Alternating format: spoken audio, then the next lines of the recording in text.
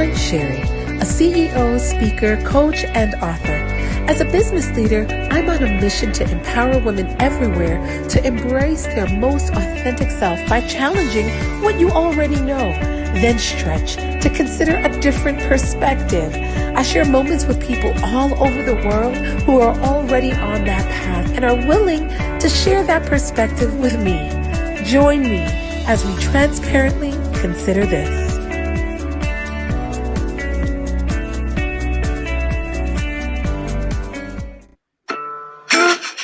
Hey y'all, I'm Sherri, and welcome to another podcast of PrettyGirlsWork podcast, Consider This, where we have conversations of how we can, as women, empower each other to be our most authentic self, where we share practical ways on how to live that out personally and professionally, and challenge each other to think outside the box, to push the perspectives and consider this. So welcome. And I hope you have a great time. Today on our show, we're going to talk about how to get to the next level and yet maintain authenticity. This is what I want us to consider today. Let's consider this: leveling up and maintaining authenticity. You may not think that that's a big deal, but for many it is. Authenticity on its own is a big deal. And when I thought about this topic, there was only one person that really truly came to mind, because I thought about who does this naturally, who does this organically, who does this with no problems. This young lady who is going to be coming in, let me introduce her, please. She is a boss, an entrepreneur. She is a plus size model. She is a designer. She is a dynamic influencer and a content creator. She's an educator, y'all. Yes, she does. She educates, okay? Don't sleep on her. She is, I personally believe, a spokesperson for everything fabulous. Her name is Sasha Ruddock. Please welcome her as she comes in to the Consider This podcast. Sasha! Hello, everybody. Hello. Thank you for having me. Thank you for being here. You know I'm so amped for this conversation. I'm so amped. Oh my gosh. And it's for so many reasons. I'm in love with you for so many reasons. I love you because of our past. I love you because of your present. I love because of what you present and represent for so many of us young women. I say us. Come on. Yes. Because I'm 50 years young. You hear me? Okay.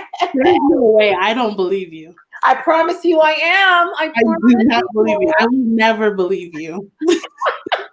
and all the young man them, they don't believe me either when I tell them behind the corner. But anyway, I digress. But you're so near and dear to my heart for so many reasons, Sasha. But I thought of no one else other than you, because I've seen you evolve. I've seen you grow. I've seen you go from, I'm just going to start something. I've seen you even change in your own personality as a young woman. Like, you know what? I'm going to start being confident. Shoot, what's up? And so my first question to you, as we just jump into this, consider this. And I really want people to really, truly understand, like, how did you get to the point where you were like, you know what? I'm going to be my authentic self, whether you like it or not. As Mama would say, if you don't like it, bite it. Like, if you can't take it, what was that journey for you? And how did you get there?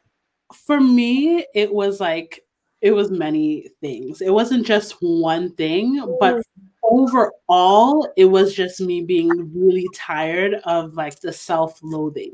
Like I was just so tired of always feeling like I wasn't good enough.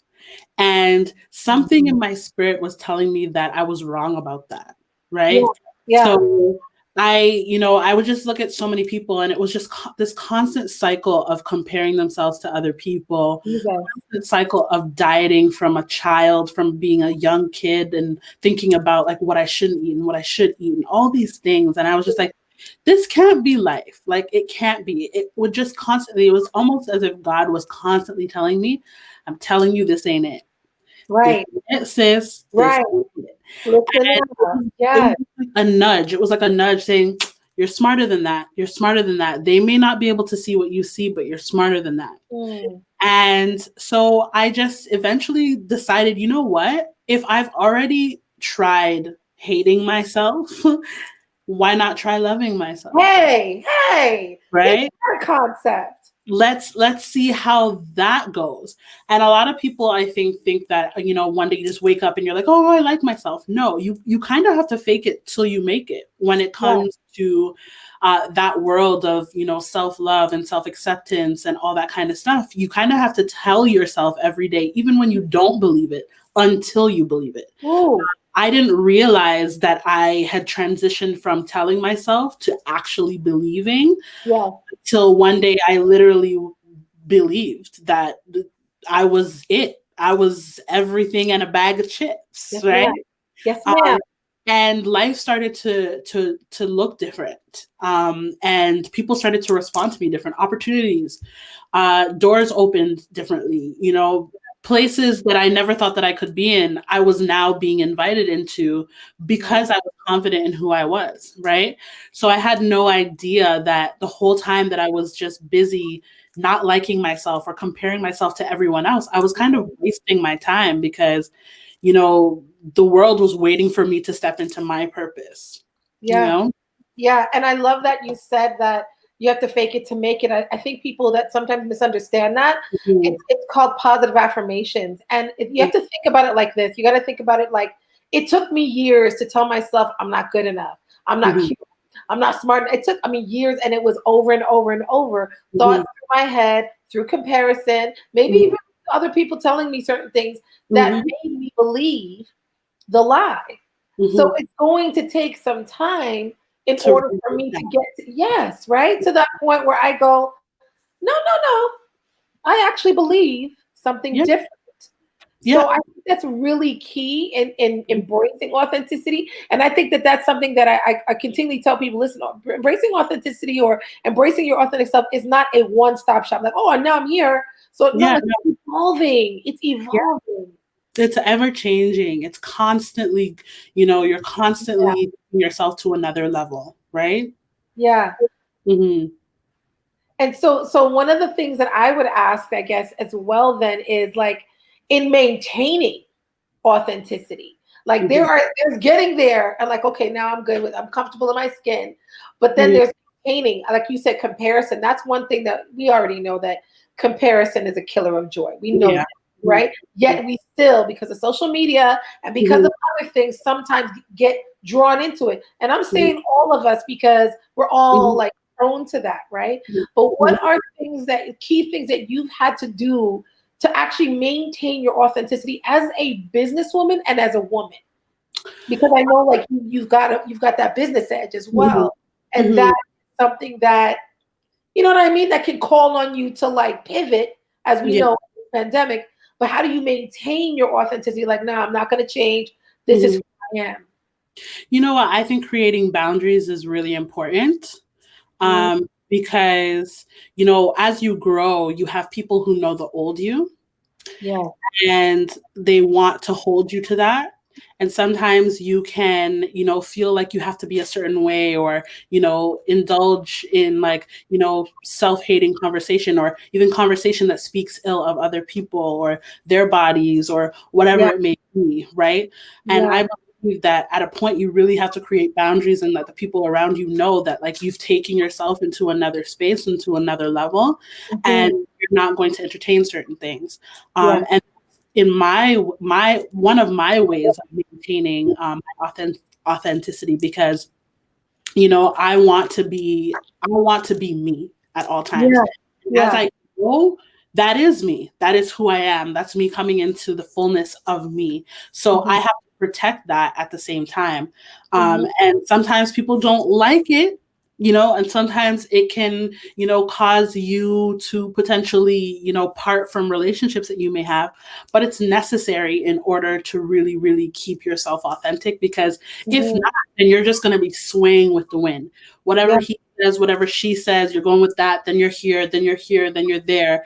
And you're not able to really center and truly do what feels right inside here, Yeah, yeah, yeah, yeah, yeah. I think that's really good.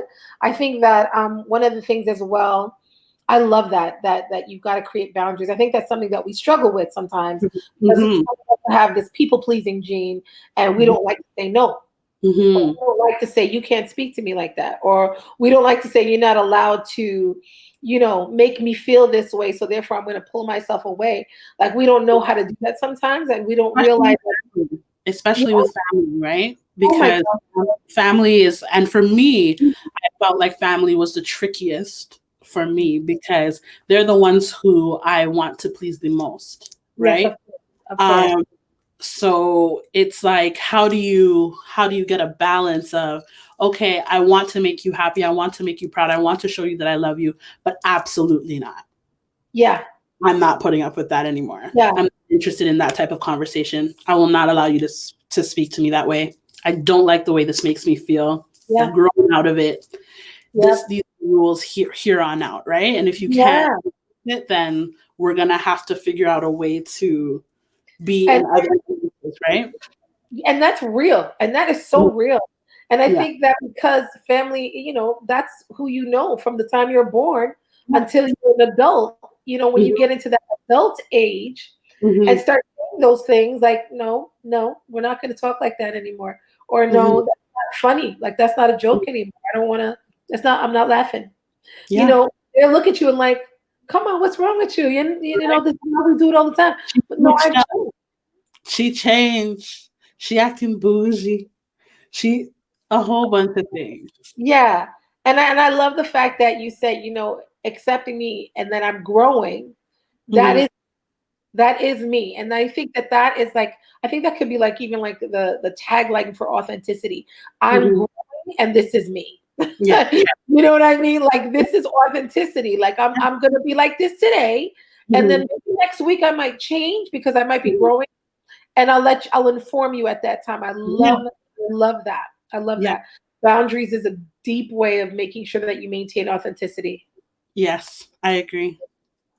And I think that would you say as well the people that you keep around you?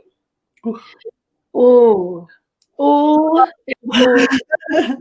Yeah, the people that you keep around you definitely either help to keep you authentic or they completely do the opposite. Right? Yeah. I mean, even this year was such a trying year for me when it came to relationships. And someone that was really close to me, someone that I never thought would ever not be around, is suddenly no longer around. And I realized that I had to make that decision because if I stayed around, I wouldn't be able to take myself to the next place that I knew God was trying to take me to, See? And when you're, you may love this person. They might be the most amazing, and they could be like hilarious, and you could have grown up with them your whole life and all kinds of stuff. But there comes a time when, like, if you set boundaries, like we were speaking about before, people who love you are not going to fight you on your boundaries. They're not going to make you feel like you're wrong for setting a boundary in your life, right? And once you realize that someone is doing that, you have to tap into the reality that is that person may not be a part of the journey to maintaining that authenticity, right? They might be actually hindering you. So I agree. The people that you keep around it's very important because really the people that you have around are a reflection of you, right? Absolutely. The conversations you have, the values you have, what you believe in. And I never used to believe that. My mom would always say, show me your friends and I'll tell you who you are. And I'd always be like, oh, please, I have so many different, but I realized as I got older that it's actually very, very true, right? And you don't realize until, maybe a friend is no longer around. You're like, wow, I was doing this all the time, or this is how I would act, or these are the things that I would say, or whatever it may be. So it's important. Yeah, and it's important. Yeah, I love that. I do agree with that too, because as you grow, you have to recognize that not everybody is there to be there for a lifetime. Some people are there for a season. and their season is there, and then you just say, you know what, I realize that our season's done. And a lot of times we're not ready for that because we thought they were a lifer, because we always do that. Oh, this is my ride or die. Like we put these things out there, you know what I'm saying? My ride or die, whatever. And then when they go, yeah, no, I don't think you should do that, or they don't celebrate you, or they're not that person that can go into the next season with you. You go, oh wow, okay. Yeah. Right. I think that that's really key as well. So I guess it just goes back to what you just said, boundaries, making sure that you maintain those, even in relationships. And I would say, especially in your relationships. Yes. So you have a course, madam, called Levels to This. I did do that, Pop. I sure did. Because when I saw you come out with this course, I said, what else is she not going to do? This girl can do everything. She can do everything, man. I was so excited about that. And here you are now, an educator, a workshop facilitator, a trainer of Levels to This, and helping people, be able to get to that next level, and whatever that is, the entrepreneurialism, content creation, whatever. What would you say is like a common obstacle in the way of someone who's trying to get to that next level and is struggling, like they're trying, and there's just a lot of things in their way? What would you say was your most common obstacle that would pop up all the time? A common obstacle for me, I would get into this habit of being like, okay, what I'm posting is not good enough, or maybe what I created is not, doesn't have as much impact as I am hoping to have, or whatever it may be. But I started to realize that with content creation and pretty much pushing your brand, whether it be online or not, you have to make mistakes, or you have to put out content that you're not going to be completely in love with in a couple months, because you're evolving, right? And you can't just start and then be amazing. There's some people who do start and are amazing, but even them, they look back a couple months and they're like, oh gosh, like I can't believe I put that out, or whatever it may be. So one of the things that I tell a lot of my students is that, don't get so caught up, because then what happens is you're not putting anything out, right? You're so afraid, you're holding back, and you're like, okay, well, I can't, because you're overthinking it. And really, how you should be looking at it is just sharing what you know, sharing your information, sharing value with people. People, especially in things like this, people want value. People want to really learn and understand, and tap into things, for themselves, or for business, or whatever it may be. So you kind of just have to go for it, and put it out there, and then a month from now, if you keep on putting it out, you're going to be better than you were last month.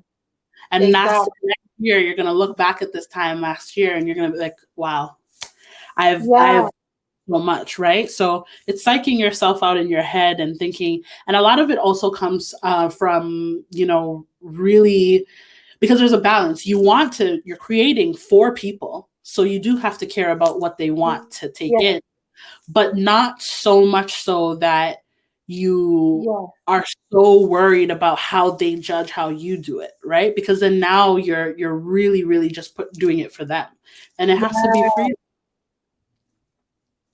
For them. Yeah. And that's how you maintain your authenticity. Come on now. We came back to the same thing. This is how you maintain your authenticity. I love when I see you go to Canada Med Laser. I'm about to go there. Do you hear me? Because of you. Because I'm sitting back going, what the heck is up with this situation? How come our skin is looking so? What is happening? And I'm like, yo, Sasha made me want to go. But you did it so authentically. And again, it was just about what you just said. So people that are listening, those in the audience that are listening to this, I really want you to capture what you just said, because sometimes we get so caught up with what people want to hear, what's hot, what's trending, and we forget that we've got something to say. And it really is probably most connected to you. It's not rocket science. You know what I'm saying? So anyway. Yeah, this is the last question. Okay. And I just want to say thank you so much for your time. I love you so much. Thank So you for I saw your TikTok video, Ma. I saw your TikTok video. And it made me want to run in this house like we used to run in church and scream. I was like, yes! Ooh, for so many reasons, Ma. So that many makes reasons. Whew, I wanted to run. So whomever was listening, to that, and whoever does listen to it, I pray to God that they hear the heart in that, right? Because you said it with listen from your belly bottom. I felt it, and and including like basically, letting people know that whoever you are, however your belly, cellulite, thick arms, whatever you have Mhm, is not necessarily the sum total of you. Look deeper, but at the mhm. same time, accept all of that too. Yeah. I know what we spoke earlier about. You said you had to kind of like speak to yourself, and what were some of those internal truths that you had to say to yourself? Because I want somebody to hear practically what can be said to yourself, or what a daily affirmation, or a constant evolution of a thought could look like or sound like, so that Mhm, when they start doing it for themselves, it's actually something that they can relate to. what, mhm. what would what would be that internal affirmation that you might say to yourself to get you to that place? Well, for me personally, and I can only speak for myself. I Yeah, know a lot of people who, have like actual like written like, affirmations. I am beautiful. I am yeah, sexy. I'm yeah. attractive. And I think that's beautiful. But those things actually I don't want to say they don't work for me, but it's not my style of Right. how Yeah. to that point. Um, for me, I just started to think about it quite literally. And in my head, I was like, but I'm disrespecting God. You're spitting in his face, basically. That's how I felt. Because I was just like, I know what God is to me, and I Yes. know how perfect God is. Yes. So, are you really telling me that I'm just going around out here saying all these bad things about myself, and that's just supposed to be okay? It's No. personal. Now it's personal because now I'm No. literally in the face and I'm saying, no, you made mistakes. You messed up. You don't look good. You should have made me like this. And like, to me, that is just ridiculous. And it didn't make any sense. Like, it didn't make any sense. I was like, Right. no, I'm in this body because God wanted me to be in this body. Come on, ma'am. That's it. Like, That's it. that's it. And that is my biggest flex. So you're not going to make me feel bad about how the king decided to make me, Well, you know? well, listen, don't make me run in this place. I'm about to I just, I'm about to run. I'm about to run. I just can't. I can't wrap my mind around it anymore. Like, Amen. it's not something I can do because it's just like when I look in the mirror, I see the beauty that is God. Like, I see that God, Yeah. really spent his time, and I impact so many people on a daily. And I think knowing that I help so many people around the world get to a point of actually loving themselves reminds me Yes. of exactly why God made me the way that I am. Because who could Come relate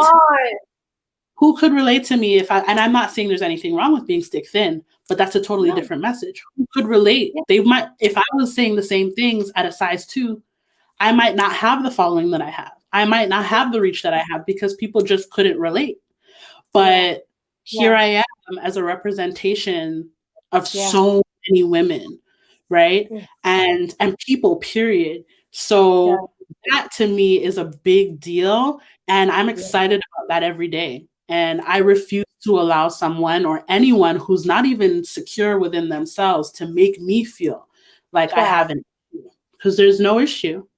No issue. Zero. Yeah.